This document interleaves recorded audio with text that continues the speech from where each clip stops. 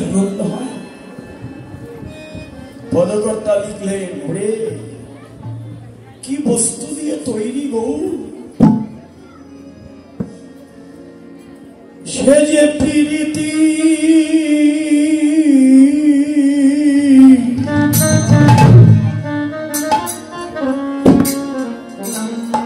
মরতি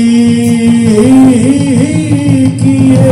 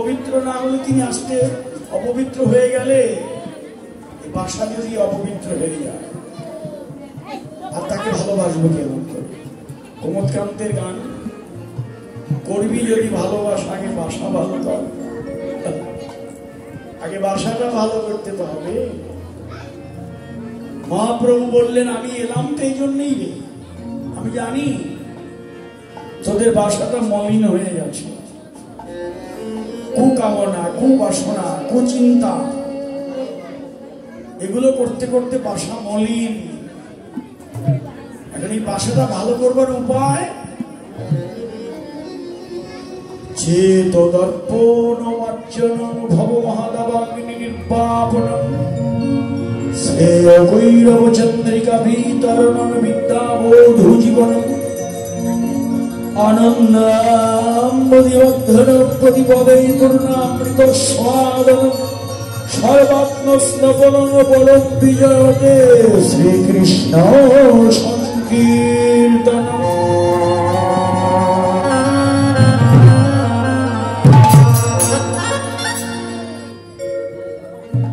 শিক্ষা অষ্টক মহাপ্রভু 8টি শ্লোক একত্রে, তার নাম শিক্ষা অষ্টক। বেশি শ্লোক করতে হবে না, আপনার 8টি শ্লোকের মর্মার্থ আপনি উপলব্ধি করবেন। তার মধ্যে এই একটা চমৎকার, বেশি পাণ্ডিত্য লাগে না। বড় বড় বই পড়বেন আপনি, বড় বড় পড়ুন, বেশি পাণ্ডিত্যের কি দরকার? ওই যে আমরা বলি তো যে আদর্শ নীতিটা ভালো করে পড়লেই তো ওই বইটাই আমরা পড়ি না কেন, তাহলেই তো আমার সব কিছু মীমাংসা ওখানেই আছে। এত গাদা গাদা বড় বড় বই পড়ি, আবার মানুষকে দেখাই, দেখেন আমার কত বই, লাভ কি? 8টি শ্লোক মাত্র, তার মধ্যে একটি শ্লোক বললাম মহাপ্রভুর চেত দর্পণ মার্জন। চিত্ত দর্পণ, দর্পণ মানে আয়না, হৃদয়ের আয়নার মলিনতা দূর করো, আগে মার্জন করো।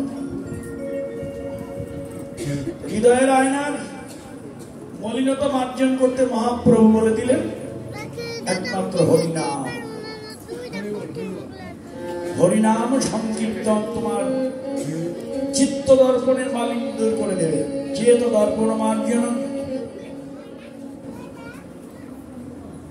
ভব মহাদাবাগ্নি নির্বাপন। বনে বনে আগুন লাগলে হয় দাবাগ্নি,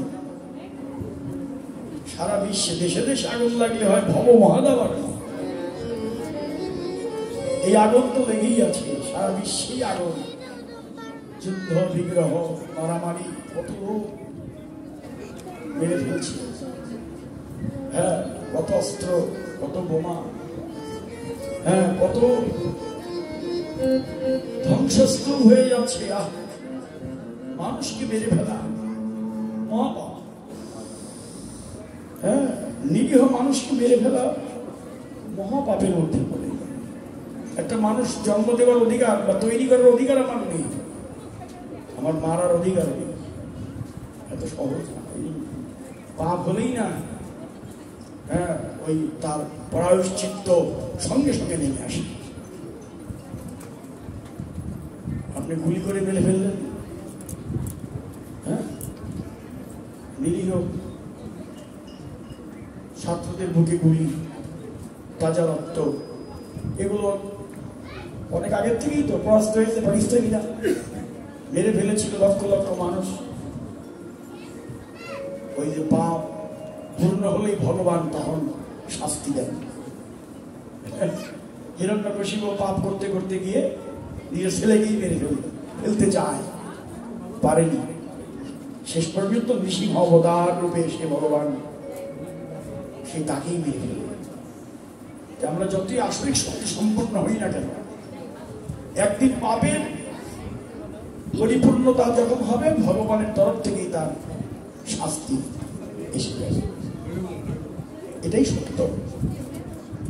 মহাপ্রভু বললে তোমার পাপ, তোমার ভিতরের অন্ধকার কালিমা আমি দূর করে দেব, তুমি একটু হরিনাম করো, কৃষ্ণ নাম করো, হরিনাম কৃষ্ণ নাম করো। কৃষ্ণ নাম তো হরিনাম, কৃষ্ণ নাম তোকে 10 মিনিট 20 মিনিট আধা ঘন্টা করলেও কিন্তু কত আমার লাভ হয়, তাও করি না। মহাপ্রভু বললে তুমি হরিনাম করো, চেত দর্পণ মার্জন, তোমার চিত্ত দর্পণ মার্জিত হয়ে যাবে, ভব মহাদাবাগ্নির আগুন নিভে যাবে হরিনামকে আশ্রয় করলে। বিদ্যা বোধ জীবন, বিদ্যানের জীবন যেমন বোধ জীবন। শিক্ষক, কলেজের অধ্যাপক, তার সম্মান সবার উপরে, কিন্তু হলে হবে কি বিদ্যা বোধ জীবন। বিদ্যা বিনয় দান করে, বোধ জীবন মানে নববধূ। যখন নতুন বিয়ে হয় মায়েদের মেয়েদের ঘণ্টা, নববধূর যেমন অবগুণ্ঠন মাথা নত হয়ে থাকে, প্রকৃত বিদ্বানের মাথাও তেমনি নত হয়ে থাকে। রবীন্দ্রনাথ বললেন, তোমার মাথা নত করে দাও, তোমার চরণধুলা। একে বলে বিদ্যান, একে বলে বিদ্যান। মহাবিশ্বকবি হয়েও মাথাটা তার নত। কিসের এত অহংকার? হ্যাঁ, আমার মান অভিমান সব ধুলায় মিশিয়ে দাও, আত্মহংকার সব দূর করে দাও। এই যে আত্মদান, আত্মসমর্পণ যারা করে, ভগবান তাকে কৃপা করতে বাধ্য। আপনারা মান অভিমান ভুলে যেমন এক জায়গায় বসেন, এক ধুলায় বসেন, সবাই এক হয়ে যায়। মহাপ্রভু কি চমৎকার বিধান আয়োজন করলেন, সবাইকে এক আসনে বসিয়ে দিলেন। মান অভিমান হিংসা বিদ্বেষ, জেলে মুচি ডক মেথর, ব্রাহ্মণ চন্ডালে করে কুলাকুলি গবে ছিঁড়ে রঙ্গ। আমার মহাপ্রভুর অবদান, হরিনাম যজ্ঞে সবাই এক হয়ে যাও, সবাই এক আসনে বসো।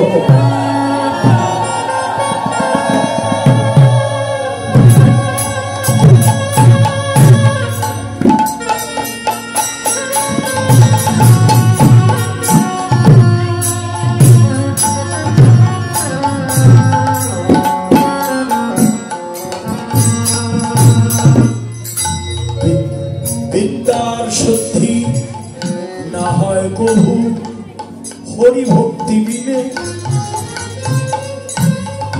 আপনার ভক্তি নাই, ভজন নাই, বিদ্যা ভিক, পাণ্ডিত্যে ভিক।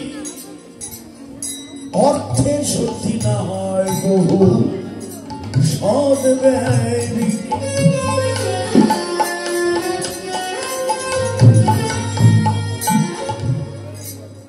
বিদ্যান বলেই যে আপনি ভগবানকে লাভ করবেন তা নয়। একজন মুচি, রোহিদাস মুচি, এই যে আপনারা জানেন, জুতা সেলাই করে, রোহিদাস জুতা সেলাই করে,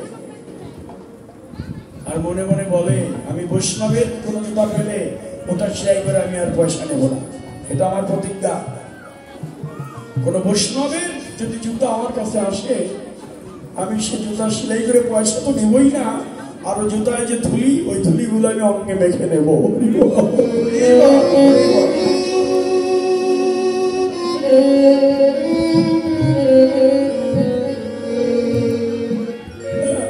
আমি তো যেতে পারি না বৈষ্ণবের কাছে, আমি মুচির ছেলে, আমার সময়ও নেই, আমি যেতেও পারি না।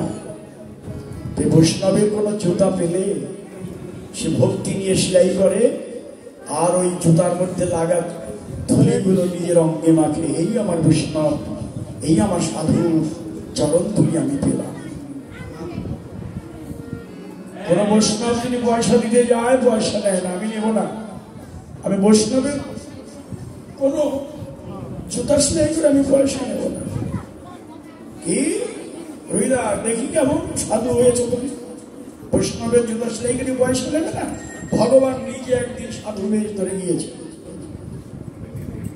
সাধুর বেশ ধরে বলছে, রুইদাস আমার জুতাটা সেলাই করে দাও তো।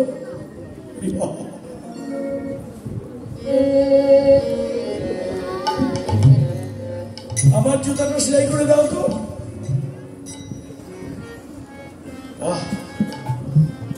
রুইদাস ভক্তি ভরে সাধু বৈষ্ণবের জুতা সেলাই করে দিচ্ছে। আরে বৈষ্ণব,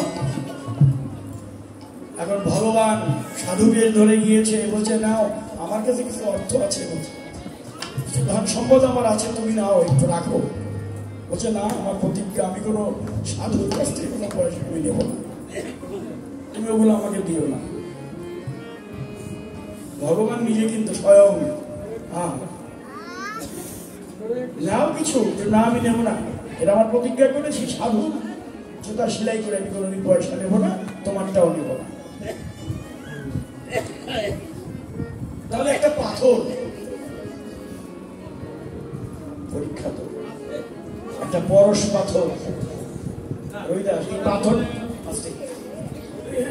এই না, এই পরশ পাথরটা রাখো, এই পাথরটা রাখো, তোমার কাজে লাগবে। এই পাথরটা রাখো, এই পাথরটা রাখা, আমি ওটা দিয়ে কি করবো? এইটার নাম জানো? পরশ পাথর। মূল্যবান পরশ পাথর দিয়ে আমি কি করবো তুমি জানো না বুঝি? দেখো দেখো, ওই যে সিলাই করেন লোহা আছে, হরিদাসের রহিদাসের লোহার মধ্যে স্পিয়ে দিয়েছে, সঙ্গে সঙ্গে লোহাটা সোনা হয়ে গেছে। রহিদাস দেখে বলছে, ওরে বাপ, তোমার এই পাথরের তো বেশ গুণ, সোনা হয়ে গেল, লোক দেখাচ্ছ বুঝি? হ্যাঁ, যাও নিতাম আর নেবই না। হ্যাঁ, তোমার ওই পাথর যখন সোনা করে দেয়, আমি ওগুলো আর নেবই না। এটা লোক দেখাচ্ছ নাকি সাধু আমাকে? আমি নেব না, নিয়ে যাও। তারপরেও সাধু বেশি ভগবান পরীক্ষার জন্য আর লিখিয়ে দাও, 1 বছর পরে এসে আবার আমি এটা নেব, এর মধ্যে তুমি যা পারো করে নিও। বেশ, তুমি রেখে যেতে চাও রেখে যাও, আমার চামড়া ওই যে কি একটা পাত্রের মধ্যে জল আছে, ওর মধ্যে রেখে যাও। ওখানে রেখে চলে গেল সাধু বেশ ধারী ভগবান। মনের আনন্দের হৃদয় সেই প্রাঞ্জলে ভাসে। 1 বছর পরে এসে হাজির ওই ভগবান, সাধু বেশ নিয়ে এসে দেখে কি সেই রকম শ্রীরাম বস্ত্র, মলিন বেশ। রহিদাস তেমনি ভাবে জুতা সেলাই করছে। দেখি 1 বছরের মধ্যে পরশ পাথর দিয়ে কিছু করলো না। কি রহিদাস, এই যে পাথরটা রেখে দিলাম, কেউ কাজই করো কেন? আমি তো বলেছি ওগুলোতে আমার কোনো প্রয়োজন নেই, আমার শুধু এইটুকু প্রয়োজন, কোনো সাধুর জুতো যদি পাইতাম, জুতো সেলাই করবো, তার জুতোর গায়ে লাগানো চরণ ধুলি আমার অঙ্গে মারবে, তাই আমার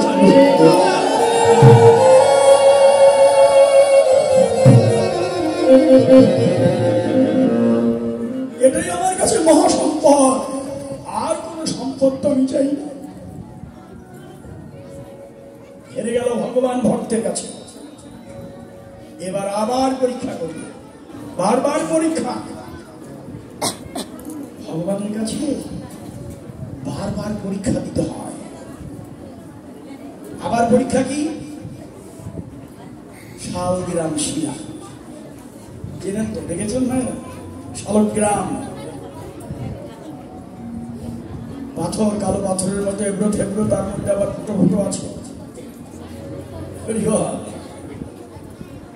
বলছে, ও রহিদাস, একটা কাজ করো, এই নাও এই শালগ্রাম, চেনো তো? না চিনি, এটা নারায়ণ, প্রণাম করি।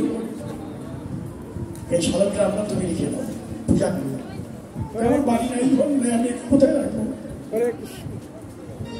আমার এই মহামূল্যবান বস্তু শালগ্রাম শিলা, সাক্ষাৎ নারায়ণ, আমি একে কোথায় রাখবো?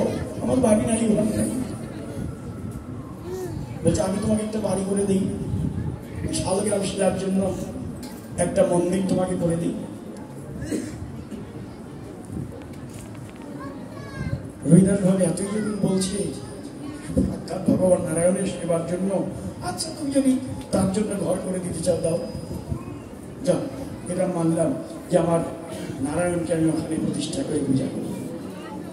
একটা ঘর করে দেওয়া হলো, কিন্তু ঘরে উঠবে, এখন বলছে না আমি ঘরে উঠবো না, আমার ভক্তের নিবাস করি। সাধুরা যে আসবে তাদের থাকার তো কোনো জায়গা নেই, এই ঘরে আমি কে উঠবো? আমরা অনেক বড় লোক, ধনী, কোটি কোটি টাকা আমাদের, বিল্ডিং করি 10 তলা 3 তলা, কিন্তু একজন বৈষ্ণবের থাকার জায়গা আমরা করতে পারি না। তখন আমরা চিন্তায় পড়ি যে কোথায় রাখবো, গুরুদেবকে কোথায় রাখি, সাধুকে কোথায় রাখি। কারণ নিজের ব্যবহারের কোনো জায়গা তো সাধু বৈষ্ণবদের দেওয়া যায় না, তাদের আলাদা একটা কক্ষ লাগে। আমি উঠবো না, আমি ঘরে থাকবো না, যেখানে সাধুর জায়গা নেই সেখানে আমি থাকবো না। কত বড় শিক্ষা! বেশ, সাধুদের জন্য একটা কামরা তোমায় করে দিলাম, তো বেশ আরম্ভ হয়ে গেল পূজা। শালগ্রাম পূজা হচ্ছে, এখন যদি বলেন ব্রাহ্মণ ছাড়া শালগ্রাম ধরা নিষেধ, এটাও শাস্ত্রীয় ভাবে ঠিক কথা নয়। যোগ্য অধিকার যদি কেউ অর্জন করতে পারে সে তার পূজা দিতেই পারে। হ্যাঁ, যোগ্য অধিকারী যদি আপনি হন অবশ্যই শালগ্রামের পূজাও আপনি দিতে পারেন। হ্যাঁ, এটাও কোনো বাধা থাকবে না যদি আপনার সেই অধিকার অর্জিত হয়, সেই নিষ্ঠা যদি আপনার লাভ থাকে। পূজা করছেন, একদিন দেখলো কি ওই শালগ্রামের যে ফুটো ফুটো গায়ের মধ্যে ওর থেকে বহু মূল্যবান মোহর বেরিয়েছে। মোহর, অনেক দামি মোহর বেরিয়েছে। স্ত্রী রোহিদাসকে ডাকছে, ও দেখো দেখো কি দামি মোহর বেরিয়েছে। রোহিদাস বলছে মোহর বেরিয়েছে শালগ্রাম থেকে, ও ভগবানের পরীক্ষা না দিতে হবে, ফেলে দাও, গঙ্গায় ফেলে দাও। ওদের কি করবো, গঙ্গায় ফেলে দাও। এত মূল্যবান মোহর গঙ্গায় ফেলে দিল। ভগবান বলে সর্বনাশ, এবারও কি আমি হেরে যাই নাকি? আমি কি জিততে পারবো না রোহিতের কাছে? ভগবানের পরীক্ষা। একদিন গেল, ওই দিনই বললো, পরীক্ষা করছো কিনা আমি জানি না ভগবান, এবার তো তুমি মোহর বের করেছো, মোহর ফেলে দিলাম গঙ্গায়, আবার যদি কিছু এইরকম লোক দেখাও তোমাকে সহ গঙ্গায় ফেলে দেব, তোমাকে সহ গঙ্গায় ফেলে দেব। ভগবান তো বলছে দেখি কেমন ভক্ত তুমি, দেখি। পরের দিন আবার মোহর বেরিয়েছে, আবার লোক। এবার রোহিদাস আর স্থির থাকলেন না। ও, পরীক্ষা করছো আমাকে? না, তাহলে তো তোমাকে রাখবো না। মোহর সহ শালগ্রামী গঙ্গায় যখন ফেলতে গিয়েছে, সাধু বেরছিল ভগবান স্বয়ং রূপ দর্শন করে রোহিদাসকে জড়িয়ে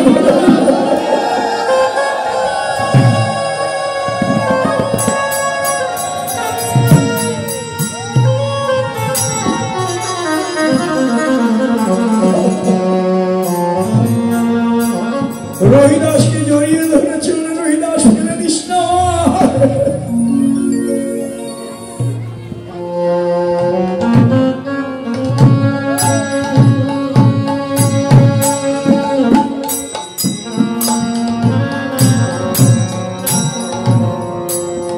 আমার ফেলে দিস না, তোর কাছে আমি আবারও ফেলে গেলাম। যে আমার সেবা, সাধুর সেবা ছাড়া কিছুই চায় না, তার কাছে হেরে গেলাম। আয় তুই আমার বুকে আয়, আয় আমার পক্ষে আয় রে,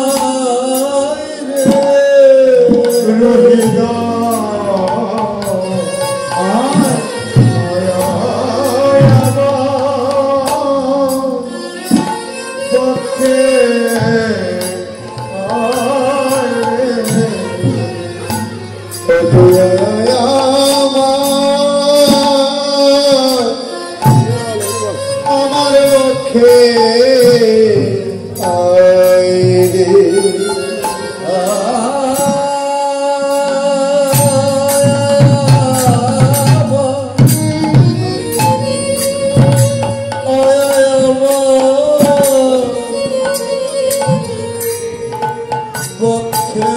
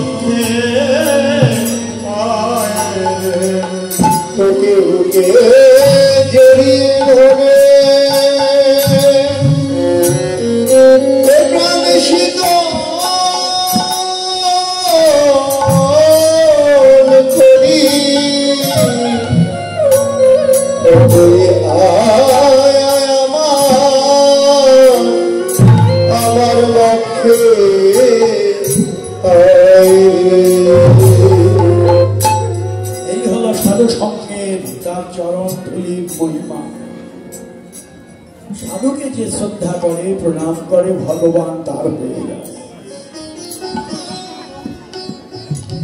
সাধুর চরণে বৈষ্ণব চরণে যেন অপরাধ না করি আমরা। বৈষ্ণব চরণে যদি হয় ক্ষুদ্র অপরাধ, কোটি কোটি সৎ কর্মে পড়ে যায় বা